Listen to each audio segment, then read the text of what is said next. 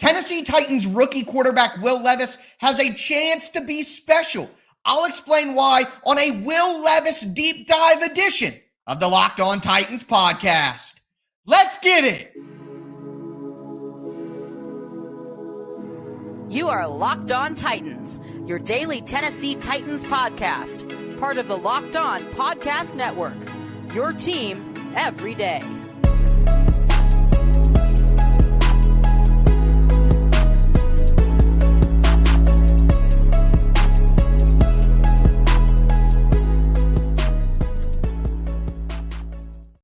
Welcome to the Locked On Titans podcast. I am your host, Tyler Rowland. Titans fans, we're doing a Will Levis deep dive. On today's show, I'm going to talk about Will Levis as a player, his strengths and weaknesses, and how he fits within the Titans offense. We're also going to get some additional perspective from my guy Lance Dahl of Locked On Kentucky. And then we're going to talk about Will Levis's background as a person going back further than just college as well, all on today's show. Do want to let you know that today's episode is sponsored by BetterHelp. BetterHelp connects you with a licensed therapist who can take you on that journey of self-discovery from wherever you are. Visit BetterHelp.com/locked on to get 10% off your first month today. I am your host, Tyler Rowland, nearly 25 years as a Tennessee Titans fanatic and a certified film junkie, breaking down the X's and O's with you guys Monday through Friday. This is the Locked On Titans podcast, Monday through Friday, Tennessee Titans content on all platforms all year long and always for free. Make sure that you get subscribed and stay subscribed to the Locked On Titans podcast, where it's your team every day. Shout out to my everydayers out there as well. Listen to the show Monday through Friday. Let me know down below who you guys are in the comments, or tag me on Twitter at TicTacTitans. If you aren't an everydayer, then you need to be. Make sure you're tuning in Monday through Friday all year long for your free Tennessee Titans content. But we're going to dive into Will Levis's strengths and weaknesses as a player to start, because where I wanted to start is what he can do for the Titans going forward. So we've talked about it a little bit throughout the draft process, but now I've had full exposure to Will Levis's tape.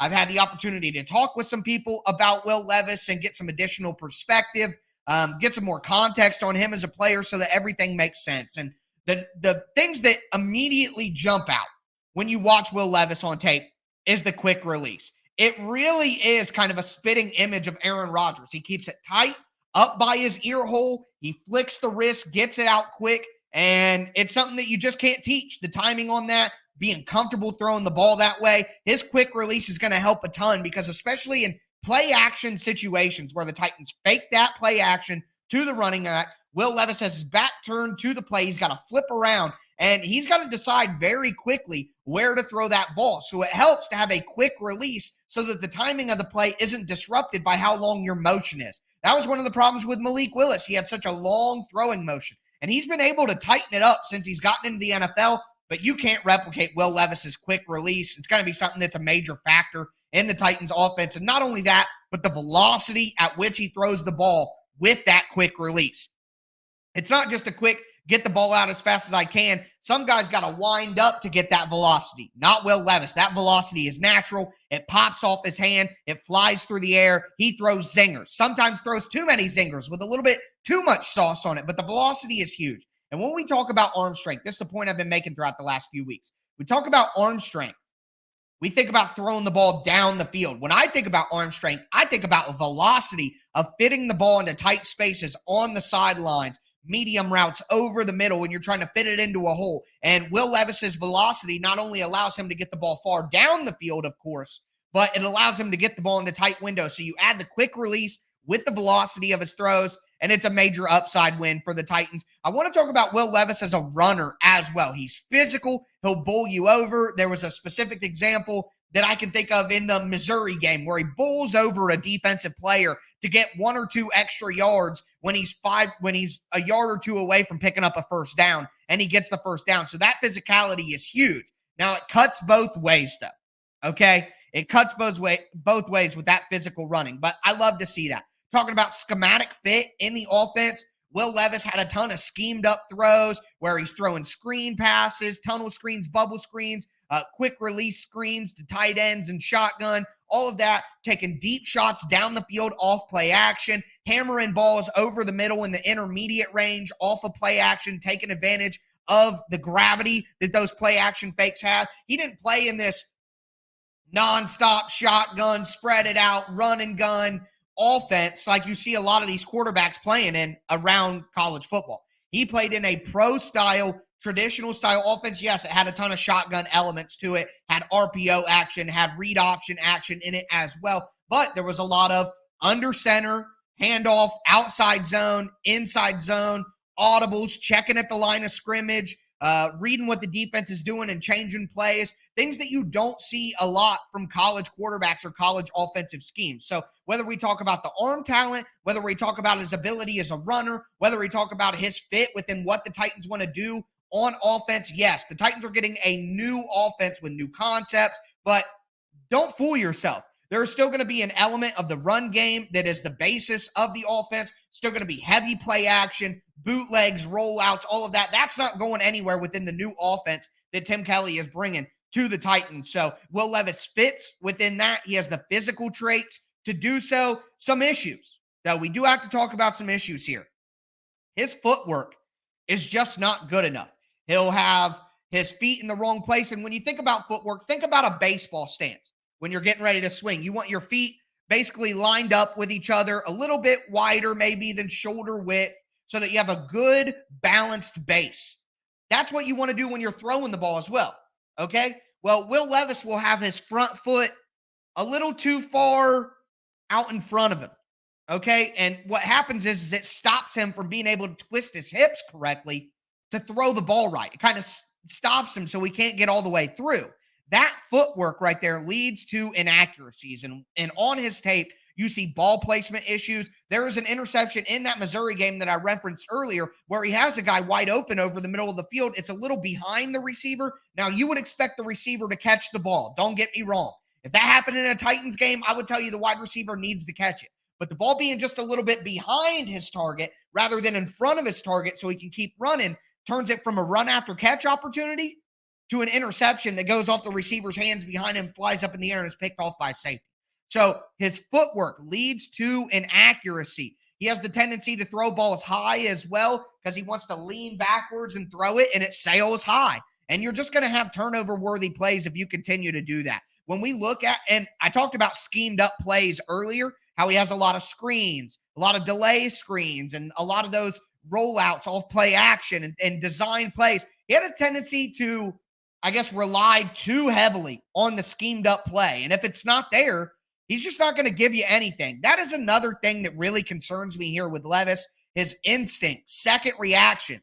If the play isn't there as it's drawn up, to me, he has the tendency to panic. And if he doesn't have a clear lane to scramble and run the ball, he's going to run into trouble. He's not a guy. People sometimes compare him to Josh Allen, Pat Mahomes, stuff like that because of the arm talent and the physicality. He does not have instincts. He looks like a guy who was trained to play football, not a guy who was born to play football, if that makes any sense. He was trained very well to play football, but he doesn't look like a guy who is naturally a quarterback. He looks like a guy who looks like a quarterback, who has the traits of a quarterback, but doesn't play quarterback like a quarterback. And that's one of the knocks I have on Ryan Tannehill. It's his instincts, probably because he played wide receiver and things like that. Yeah, he had experience before at quarterback.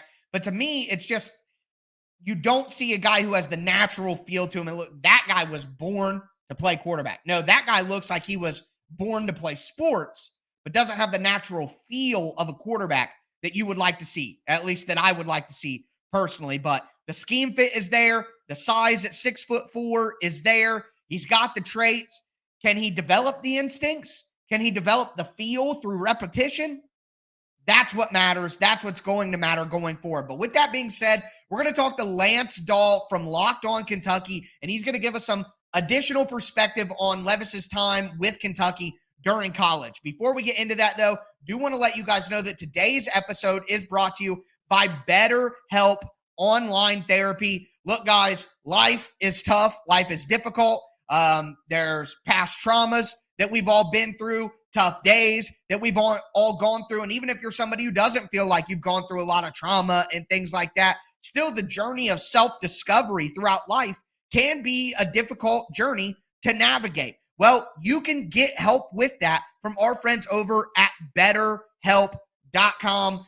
For me, I worked with BetterHelp. I thought it was really easy, really convenient, really flexible. They go off your schedule. They do a quick, easy questionnaire to pair you with your licensed therapist. And it's really easy to change therapists as well, because for me, something like that, it's just really important to trust the person that I'm working with. And they make it really easy at BetterHelp to get a licensed therapist that you trust and that you feel works best for you. So find more balance with BetterHelp. Visit BetterHelp.com/lockedon to get 10% off your first month today. That's BetterHelp, HELP.com/lockedon.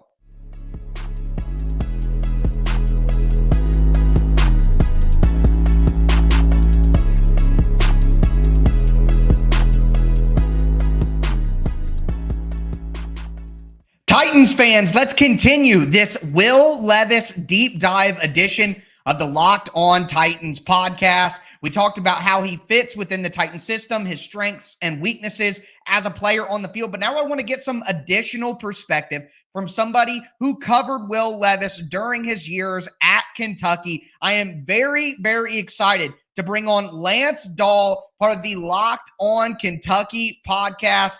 Happy to have him join us here today. Lance, how are you doing today? And thank you so much for coming on. I'm doing great, Tyler. Really appreciate you having me on to talk little Will Levis, a new quarterback in y'all's room. Very excited about him for you guys. Yeah, it does make sense. I mean, I wasn't the biggest fan of the Will Levis, the prospect profile of Will Levis personally coming into the draft, but you dig a little bit deeper, you could see why the Titans may have, been so high on Levis coming into this draft. But Lance, we'll just kick it off there. First off, what did you like about Will Levis when he was at Kentucky? What stood out to you about him as a quarterback? Well, I think the first thing that you've got to look at is physically what he is as a quarterback. He's a big dude, physical. I think that the word that I would use to describe him, if we're talking about really solid attributes, is toughness. I mean, this kid, regardless of what he was physically, injury-wise, I think he was battling through a lot during his time at Kentucky, and he just played through it all. And he went out there and gave 110% to the team every single day, every single game. He was a very, very hard-working, high-effort player. He never gave up on anything. And I think that really speaks to what he is potentially at the next level in terms of competition, in terms of sticking it out. I really do think that he does have the potential to be a long and durable quarterback in the NFL. I would say that it's his physicality and his toughness. If you go and watch his first season with the Wildcats and what he was doing under OC Liam Cohen, I mean, he was good. He was efficient, and he did something that he didn't do in his second year, which is he ran the ball quite a bit. And whenever you got to see Levis get downhill, he could run past you, he could run through you, he could jump over you, as we saw in the Louisville game. I mean, He could do it all. He's a very, very athletic quarterback, and it's not your typical, okay, he's a quarterback, but can he throw the ball? It's okay, he's a running quarterback, but he's also got the arm to do it as well. He's not Josh Allen by no means. He's not going to be out there scrambling for 800 yards a season, but he has that mobility and the ability to break tackles as well. So yes, physicality and then competition and strength are probably the three things that are the biggest compliments I could give Will Levis. It's funny that you point those out, because we just got done in the show, not me and you, obviously, but in the first segment of the show, we were talking about kind of just a breakdown of his profile as a player. And one thing that did stick out to me a lot is his toughness, not only running the ball, getting downhill. There was a play against Missouri in 2021 where he completely bowls over a defensive player to get a couple extra yards and pick up a first down on a third down. Another play against South Carolina, I think in 2021, he stands in there, takes a shot right in the chin and delivers a comeback on the sideline. So those sort of attributes that you're talking, strength, toughness, competitiveness, while they may not be as flashy of, topics to talk about as arm strength and second reaction playmaking and accuracy, they're things that would definitely appeal Will Levis to Mike Vrabel. a guy who cares a ton about toughness and physicality and playing through injury. And those are all secondary things that I guess people don't talk about enough that definitely have to appeal to coaches. But Lance, as I understand it, you weren't somebody who was super high on Will Levis during his time at Kentucky. I guess what were some of the things that stood out to you that concern you about him as a player? Well, I'll say this, Tyler. As far as what he projects out to be in the NFL, I think he's got a lot of upside. But when you watched the things that he did at Kentucky, I would say that there are two things that stood out to me that were kind of frustrating at times for the Wildcats. I think it was his turnover issues and then his inconsistencies on intermediate to longer throws down the field. I think that he has a lot to do in terms of working on his timing. When it comes to downfield and intermediate throwing, I think he has a lot to work on when it comes to holding on to the ball a little too long. I think that Kentucky's offensive line was abysmal last season, to put it bluntly. But there were a lot of times where Kentucky could have really benefited from Will Levis working through his progressions a little bit quicker than he did. I understand he was working with a new OC and maybe a system that, quite frankly, didn't help the quarterback out at all last season. But Levis was not he was not the truck driving the trailer. He was not pulling the team along and kind of masking their inconsistencies and their problems. Like, compare another quarterback in this class, Bryce Young, who I think did a lot for 2 seasons at Alabama to kind of really overhaul some of the issues that they had on that offense outside of what he was doing. I think Will Levis, it's the inconsistency throwing the ball. He's got a great arm, but it's finding ways to get those the timing down on those intermediate routes. Whenever you have those deep routes open, making the right decision, getting the ball out on time. We got to see several really nice throws down the field in both seasons with the Wildcats. There's a really good one on tape against Florida earlier on last season. You see the potential, you see the upside, you see the flashes, but it's the turnover issues, it's the fumbles, it's the holding on to the ball too long. It's just things that he needs to clean up and polish if he wants to develop into a solid NFL quarterback, which I believe he can. It's similar to Josh Allen. He spent several years in the league as a really big-bodied physical guy out of Wyoming that was not good, flat out, for a couple of seasons. It took him time to develop, figure things out, and I think with the Titans, it's a little bit different of a situation because thankfully Levis isn't going to get thrown into the fire, I assume. I would expect that Levis to have time to develop and kind of learn these things during practice. And so maybe he does work those things out. I would expect him to with an organization like the Titans, an NFL organization, getting that opportunity to develop him a little bit more. But Tyler, it's just sometimes he was too inconsistent to go along with what the media was saying about him, which was that this is a first round, this is a top 10 pick. I maintained throughout the entire time that Will Levis was here, he's got that upside, but he needs to show this, that, and the other. And last season, part of the reasons weren't his fault, but some of them were. He didn't show that progression. Yeah, and you know what? You ultimately were proven right. He did drop out of the first round to the second, and I think maybe if he was more consistent with certain things that you were talking about, that probably doesn't happen. Well, Lance, I can't thank you enough for coming on the show. Obviously, diving into Will Levis as much as I possibly can right now, but can't have the perspective and the experience that you had covering him. I got 2 more things for you here. Number 1, let people know where they can find your content and, of course, where they can find the podcast.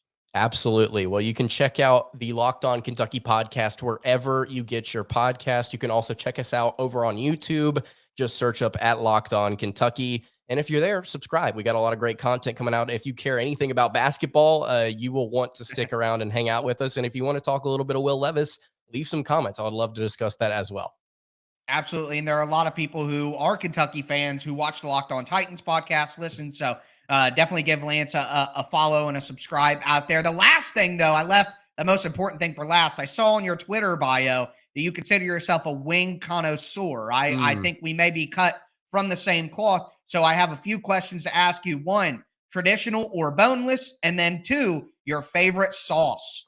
Ooh, that is a tough question, Tyler. I think that for me, traditional. This is hard-hitting journalism, Lance. That's what you come on the Locked On Titans podcast. This is what we come here for. We are locked on chicken wings. I would say traditional all the way for me. I've had boneless a few times. I've never had a place do them well for me.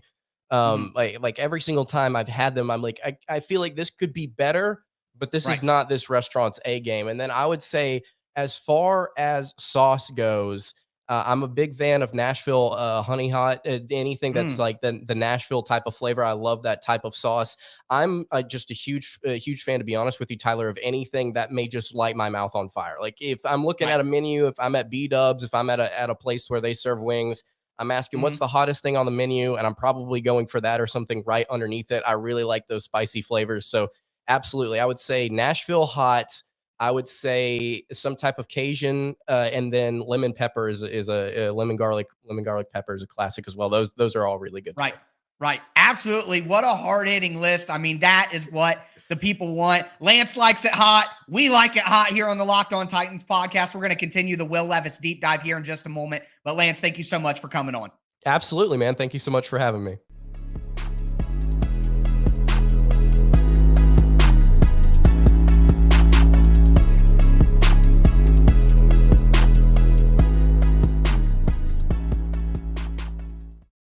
Titans fans, let's cap off today's edition of the Locked On Titans podcast. It is our Will Levis deep dive. I dove into Will Levis schematically, talked strengths and weaknesses. We talked to Lance Dahl about Will Levis's time in Kentucky, what Lance liked, what he didn't like as well. Had a little fun at the end there talking chicken wings, something I can never pass up as well. But with that being said, we are going to move into Will Levis's background. We kind of went backwards in terms of chronological order. We talked about what I think he can be in the NFL. We talked his college days. Now I want to cap off with his background before college. Before we get into that, do want to thank you guys again for making the Locked On Titans podcast your first listen every day. Remember, Monday through Friday, Tennessee Titans content on all platforms all year long and always for free. Make sure that you get subscribed and stay subscribed to the Locked On Titans podcast, part of the Locked On Podcast Network, where it's your team every day. Of course, shout out to my everydayers listening to the show Monday through Friday. If that ain't you, you better get like them, baby. Nobody is giving you Monday through Friday Tennessee Titans content for free all year long like I am here on the Locked On Titans podcast. But with that being said, so Will Levis, background, who he is as a person. Well, not who he is as a person, but where he came from. So he's a masshole. Ugh. Oh, God. He is a masshole. Born in a Boston suburb, Newton, Massachusetts. Moved to Madison, spent some time in Middleton or Middletown, however they want to pronounce it there. I've seen it both ways. But he is from Massachusetts. He's got 3 sisters, as the world seems to be very aware of now after the NFL draft. He was a guy who, this is something that really appealed to me, something that I really like to see. He was a 3-sport athlete for most of his life: football, basketball, baseball, just like me. I appreciate you, Will. Obviously, 6'4" NFL player Will Levis, much better at sports than I was. But obviously, football was something that he took very seriously and more serious than the other sports, because in 8th grade, he started working with a quarterback trainer. Like a quarterback trainer. Do you see what I mean? I don't know too many people from where I'm from who started working with a pro quarterback trainer when they were, in the 8th grade? My God. So Travis Meyer was the quarterback coach that he started working with, and that was in Connecticut. So he really cared about football early on. This is a guy who's cared about sports, been an athlete for a long time. And I love hearing that. That really appeals to me. A guy who's lived his life centered around sports, to see Will Levis care that much. And that matches up with the things you see in college. Forget who it was off the top of my head. One of the an NFL scout, one of the scouting reports that I read on Will Levis, an NFL scout said football is really important to him.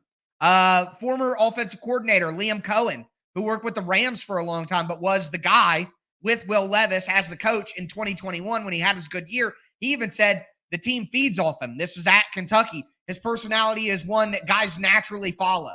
So you love hearing that. And it makes sense from a guy who's ingratiated himself in sport, in sports culture his entire life. He went to a Catholic high school with all boys. Got to say that wouldn't work for me personally. But again, a lot of big differences between me and Will Levis growing up. He had money for a private trainer, was obviously a monster in sports, and all boys high school. Not for me. But that allowed Will Levis to have time to focus on the sports for sure. And by his sophomore year, he was the starter on varsity in high school.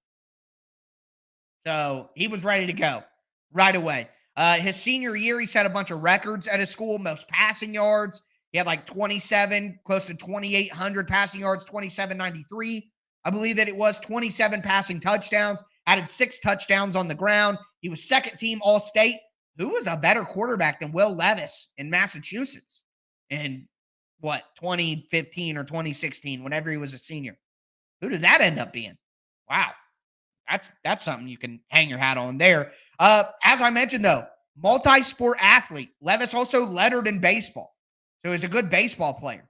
And I love to hear about the multi-sport abilities because I think that makes a great athlete rather than the specialization culture that we see now. But I digress from all that big picture nonsense.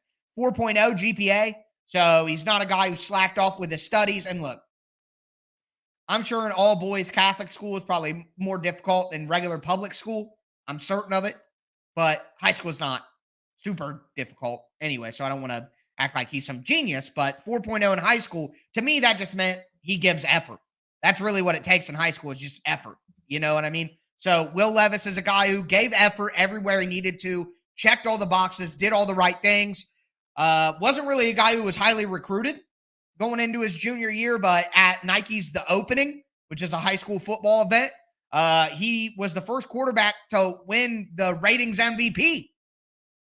And that really got him on the radar. Got a bunch of offers from Ivy League schools, from Power 5 schools. He chose Penn State because he wanted to stay close to home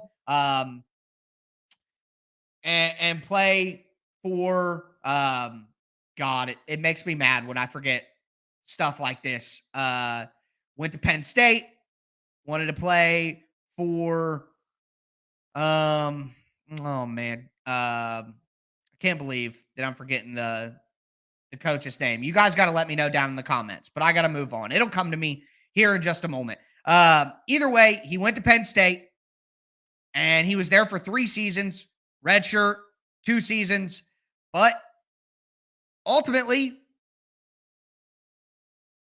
couldn't get on the James Franklin. Yes, there it is. He wanted to play for James Franklin at Penn State. Why could I not remember his name? Anyways, got it. Want to play for James Franklin at Penn State. Couldn't beat out Sean Clifford, was something that people bring up a lot. That is concerning. Transfer portal, went to Kentucky, and from day one, he was the guy at Kentucky. That's in his scouting reports. So, good background. Kind of checks all the boxes from what you would want from a franchise quarterback. Considered a humble guy.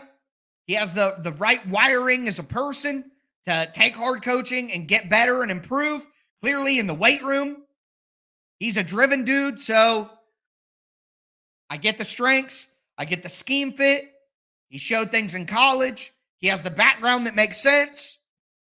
This is the guy. This is the guy. So strap in, folks. We are Will Levis people now. That is going to do it, though, for me today. As always, I am your host, Tyler Rowland, and this was Locked On Titans.